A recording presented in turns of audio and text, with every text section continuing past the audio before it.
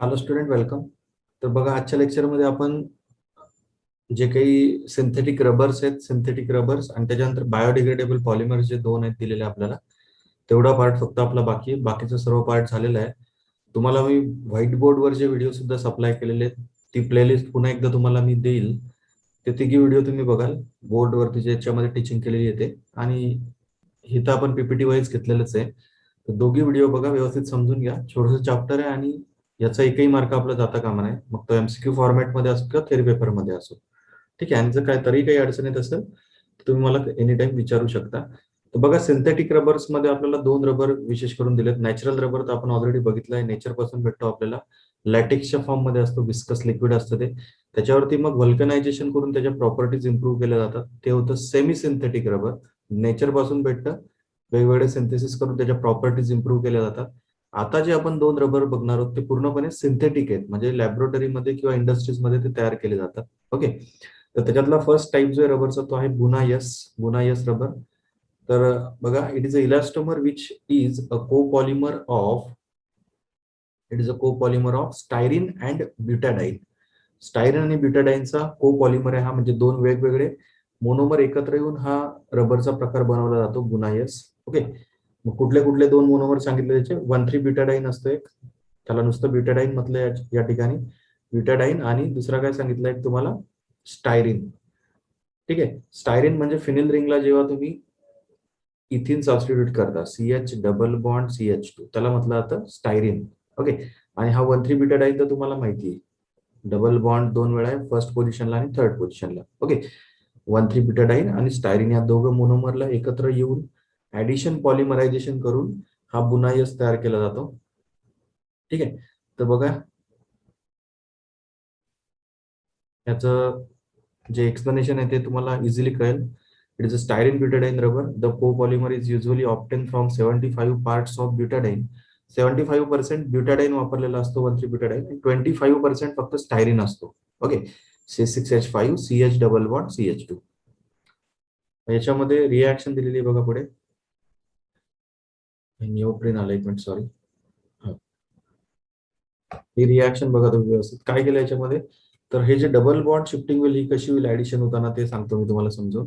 बघा, याच्या बॅक साईडला जो तुमचा स्टायरीन असेल, समजा C6H5CH double bond CH2, actually सगळ्यात जास्त कोण घेतलेला असतो? तुमचा 1,3 ब्युटाडाईन, 75%. स्टायरीन फक्त 25% असतो. ऍक्च्युली होताना काय होतं की हा जो बॅक साईडच्या मॉलिक्युलचा डबल बॉन्ड आहे हा याच्यावर अटॅक करेल, हा बॉन्ड मध्ये शिफ्ट होईल असा. हा जो बॉन्ड आहे हा याच्यावरती अटॅक करेल, ह्या डबल बॉन्डेड कार्बनवरती. हा त्याच्या पुढचा जो काही युनिट असेल 1,3 ब्युटाडाईनचं, त्याच्यावरती अटॅक करेल, CH2 double bond CH, single bond CH double bond CH2. ही सायकल कोणची कम्प्लीट होत नाही, चालूच राहते. ठीक आहे. हा त्याच्या पुढच्या स्टायरीन वरती अटॅक करेल. तर अशा प्रकारे ऍडिशन होते. जो ब्युटाडाईन आहे त्याचा जो फर्स्ट डबल बॉन्ड आहे तो सेकंड दोन कार्बनच्या मध्ये जातो, सेकंड आणि थर्ड कार्बनच्या मध्ये जातो इथला हा डबल बॉन्ड. ओके. हा त्याच्या पुढच्या ह्या डबल बॉन्डेड कार्बनला अटॅक करेल, हा त्याच्या पुढच्या 1,3 ब्युटाडाईनच्या शेवटच्या कार्बनवरती अटॅक करतो. तर असं हे ऍडिशन पॉलिमरायझेशन होऊन तुमचं काय तयार होतो? स्टायरीन ब्युटाडाईन रबर तयार होतो. ओके. याला म्हणतात SBR, स्टायरीन ब्युटाडाईन रबर. थोडं नीट जर तुम्ही व्यवस्थित ऑब्झर्वेशन केलं तर तुम्हाला हे इझिली कळेल. याच्यामध्ये सगळ्यात जास्त कोण घेतलाय? 1,3 ब्युटाडाईन. म्हणून मग इथे तुम्हाला 1,3 ब्युटाडाईनचेच युनिट जास्त बघायला भेटतात बघा, आणि स्टायरीनचं एखाद दुसरं युनिट याच्यामध्ये दिलेलं आहे. ओके. कारण याचं पर्सेंटेज कमी असतं. मी तुम्हाला इथल्या इथं सिम्पली करून दाखवलं की कशा प्रकारे ते ऍडिशन होते. ठीक आहे. तर याचे युजेस काय आहेत बघा. It is vulcanize with sulphur. Sulphur वापरून याचं व्हल्कनायझेशन केलेलं असतं, त्याच्यामुळे याची स्ट्रेंथ चांगल्या प्रकारे असते. Buna S is superior to natural rubber with regard to mechanical strength. याची स्ट्रेंथ, मेकॅनिकल स्ट्रेंथ जी असते ती जास्त असते, आणि त्याच्यामुळे याचा वापर टायर इंडस्ट्रीमध्ये केला जातो, टायर बनवण्यासाठी. ओके. वेगवेगळे टायर जसं वापर असेल त्याच्यानुसार टायरची क्वालिटी बदलत जाते, इम्प्रूव्ह होत जाते. ओके. तर टायर इंडस्ट्रीमध्ये ह्या बुनायस रबरचा वापर केलेला असतो. तर पुढचं जे रबर आहे सिंथेटिक रबर, ते आपल्याला दिलेलं आहे निओप्रिन रबर. बघा, छोटंसं लेक्चर तयार होणार आहे आजचं. फक्त 4 पॉलिमर बघतोय फक्त आपण. हे जे रबर उरलेले होते आपले, 2 सिंथेटिक रबर ते आणि 2 बायोडिग्रेडेबल पॉलिमर्स आहेत. त्यातलं हे सेकंड रबर बघतोय आपण आता, निओप्रिन रबर. हे निओप्रिन रबर कोणापासून बनवतात याला? तर इट इज अ होमोपॉलिमर ऑफ 2-chloro-1,3-ब्युटाडाईन. याचा जो मोनोमर असतो तो कोण असतो? क्लोरोप्रिन. त्याचं कॉमन नेम आहे क्लोरोप्रिन आणि आययुपीएसी नेम 2-chloro-1,3-ब्युटाडाईन. म्हणजे 1,3-ब्युटाडाईनच आहे, फक्त सेकंड कार्बनवरती हायड्रोजन नाहीये. काय आहे? क्लोरीन आहे. बरोबर. याचं नाव काय सांगितलं आपल्याला? 2-chloro-1,3-ब्युटाडाईन. 2-chloro-1,3-ब्युटाडाईन नाव आहे त्याचं. ठीक आहे. इथं लिहिलेलं आहे वरती बघा ब्रॅकेटमध्ये. Chloroprene polymerizes rapidly in presence of oxygen. Oxygen catalyst वापरून हे पॉलिमरायझेशन केलं जातं. हा सुद्धा ऍडिशन पॉलिमरच आहे. कसं काय होतं ऍडिशन पॉलिमरायझेशन करून दाखवतो बघा. सपोज हा तुमचं फर्स्ट युनिट आहे क्लोरोप्रिनचं. CH2 double bond CCl single bond CH double bond CH2. बरोबर. असे N युनिट एकमेकांमध्ये ऍड होतात. CH2 double bond CCl single bond CH double bond CH2 असे N युनिट ऍड होतील. त्याच्या बॅक साईडचं जे असेल त्याच्यावर अटॅक होईल. आजचा डबल बॉन्ड कुठे जाईल? मध्यभागी जाईल. हा डबल बॉन्ड याच्यावरती अटॅक करेल. हा डबल बॉन्ड मध्यभागी जाईल. हा डबल बॉन्ड त्याच्या पुढचा जो असेल त्याच्या ह्या बॅक साईडच्या कार्बनला अटॅक करेल. असं करून तुमचा हा ऍडिशन पॉलिमर तयार होतो. होमोपॉलिमर आहे, कारण एकाच प्रकारचा मोनोमर वापरलेला असतो क्लोरोप्रिन. क्लोरोप्रिन पासून काय तयार होतं तुमचं? निओप्रिन रबर तयार केलं जातं. ठीक आहे. हा सुद्धा काय ऍडिशन पॉलिमर आहे. बघा, neoprene is particularly resistant to petroleum, vegetable oils, light as well as heat. म्हणजे या गोष्टींचा याच्यावरती काही परिणाम होत नाही. रेजिस्ट करू शकतो तो पेट्रोलियम प्रोडक्टला, ऑइलला, लाईटला किंवा हीटला. त्याच्यामुळे याचा वापर कशासाठी केला जातो? For making hose pipes, for transport of gasoline and making gaskets. Gasket म्हणजे शेगडीच्या वरती जे कव्हर असतं, जिथून तुमची फ्लेम बाहेर येते, ते जे वरचं कव्हरिंग असतं त्याला गॅस्केट म्हणतात. ओके. ते बनवण्यासाठी, कारण हीट रेजिस्टंट आहे, हीटचा काही परिणाम होत नाही त्याच्यावरती, त्याच्यामुळे याचा वापर केलेला असतो निओप्रिन रबरचा. Okay. It is use for manufacturing insulator cable, jacket, belt for power transmission. Power transmitter जे असतात त्याच्यावरती जे कोटिंग असतं ते या निओप्रिन रबरचं असतं. ठीक आहे. कारण ते त्याच्यावरती याचा काही परिणाम होत नाही. ठीक आहे. पुन्हा गॅसोलिन ट्रान्सपोर्टेशन साठी जे काही पाईप्स वापरतात, होस पाईप म्हटलंय बघा त्याला, ते बनवण्यासाठी सुद्धा याचा वापर केला जातो, कारण याच्यावरती काही परिणाम होत नाही. ठीक आहे. त्यानंतर पुढचा जो प्रकार आपल्याला बघायचा आहे पॉलिमर्सचा, तो दिलेला आपल्याला बायोडिग्रेडेबल पॉलिमर्स. ऑलरेडी आपण याची डेफिनेशन बघितलेली आहे. The polymers which can be decomposed by micro organism in the air and water, that type of polymers are called as biodegradable polymer. ज्यांचं डिकम्पोजिशन होतं एअर किंवा वॉटरमध्ये, मायक्रो ऑर्गॅनिझम त्यांचं decomposition करू शकतात, त्या टाईपच्या पॉलिमर्सला बायोडिग्रेडेबल पॉलिमर्स म्हणतात. आणि ज्या पॉलिमरचं बायोडिग्रेडेशन होत नाही, मायक्रो ऑर्गॅनिझम ज्यांना डिकम्पोज करू शकत नाही, जसं की पॉलिथिन आहे, PVC आहे, ते सर्व नॉन बायोडिग्रेडेबल पॉलिमर्स आहेत. ऑलरेडी आपण क्लासिफिकेशन मध्ये डिस्कशन केलेलं आहे. आता फक्त एक्झाम्पल बघतोय. ठीक आहे. त्याच्यातला फर्स्ट जो पॉलिमर दिला आपल्याला, ऍडिशन पॉलिमरच आहेत दोघेही. फर्स्ट आहे त्याच्यामध्ये PHBV. आता PHBVचा जो फुल फॉर्म आहे तो थोडा किचकट आहे. PHBV काय आहे? Beta hydroxy carboxylic acid. Actually त्याचं जे नाव असतं ते काय असतं? Beta hydroxy ब्युटेरिक acid. हा त्याचा एक मोनोमर आहे. आणि दुसरा जो मोनोमर आहे तो आहे बीटा हायड्रॉक्सी व्हॅलेरिक ऍसिड. दोन प्रकारच्या मोनोमर पासून हा तयार होतो. त्याला फुल फॉर्म जर म्हणायचं झालं त्याचा तर असं असतो: बीटा पॉलीहायड्रॉक्सी ब्युटेरिक ऍसिड